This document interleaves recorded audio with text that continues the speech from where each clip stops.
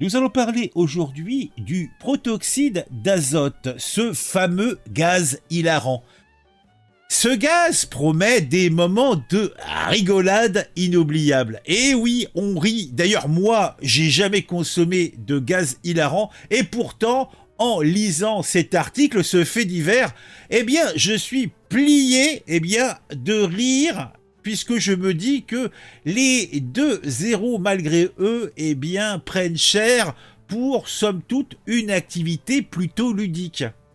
Mais, comme je vous l'expliquais, parfois même, rigoler, cela mène jusqu'aux larmes. Tu ris tellement que, tes larmes tombent. Et c'est ce qui arrive un petit peu à deux ados. Ils se nomment Lucie, ils se nomment Inès. Ce sont deux adolescents, je vous l'ai dit, comme les autres. En tout cas, qui étaient comme les autres. Et ces deux margoulins, je ne sais trop, ont voulu tenter l'expérience du protoxyde d'azote. Ils ont voulu, eux aussi, rigoler avec le gaz hilarant. Eux aussi, ils ont voulu vivre des moments de rigolade inoubliables. Et on peut dire que je ne sais pas si c'est une rigolade, mais pour eux, ça sera inoubliable.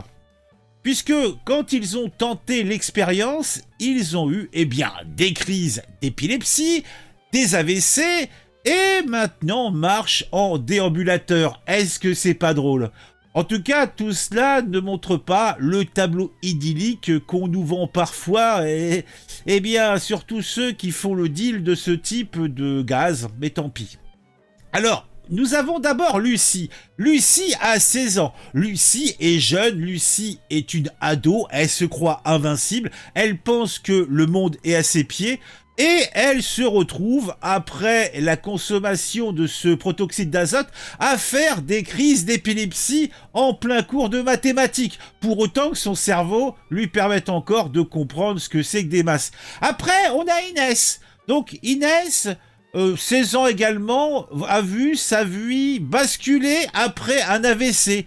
Alors, pour elle, c'est clair que c'est fini, les soirées entre copains. À la place, on peut plutôt lui destiner une liste interminable de rendez-vous médicaux et une bonne plâtrée de séances de rééducation. Ah, vraiment, le protoxyde d'azote, c'est pas seulement un gaz hilarant, c'est aussi pour ces jeunes filles un aller simple pour l'enfer.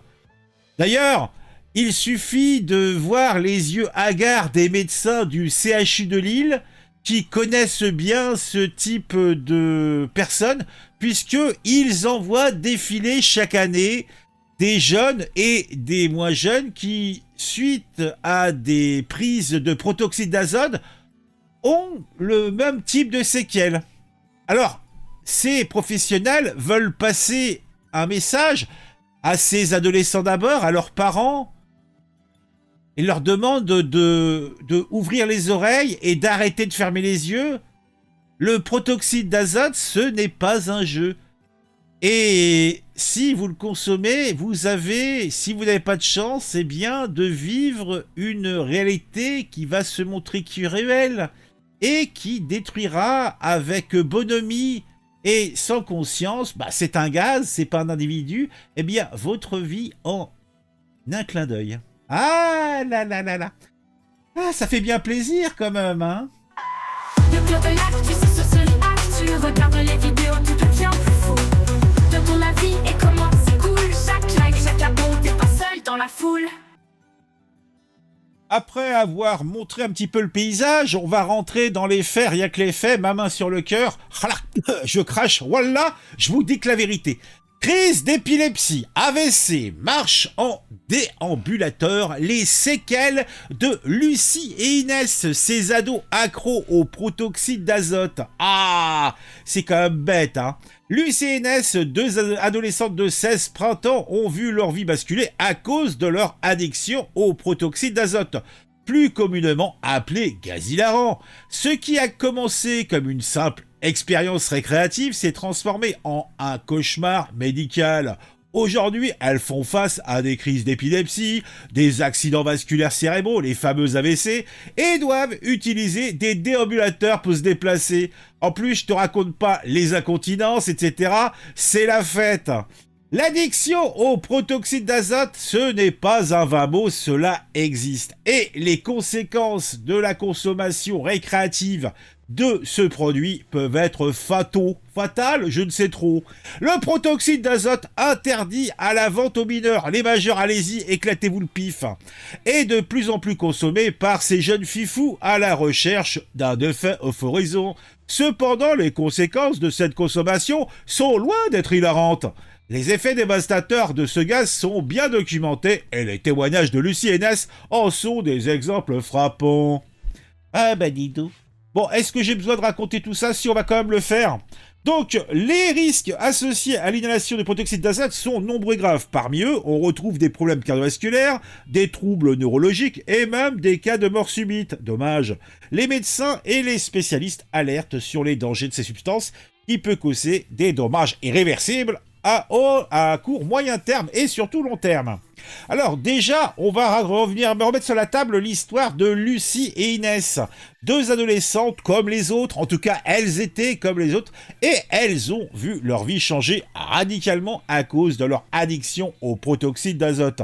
Aujourd'hui, elles doivent faire face à des crises d'épilepsie, AVC, utiliser des déambulateurs pour se déplacer.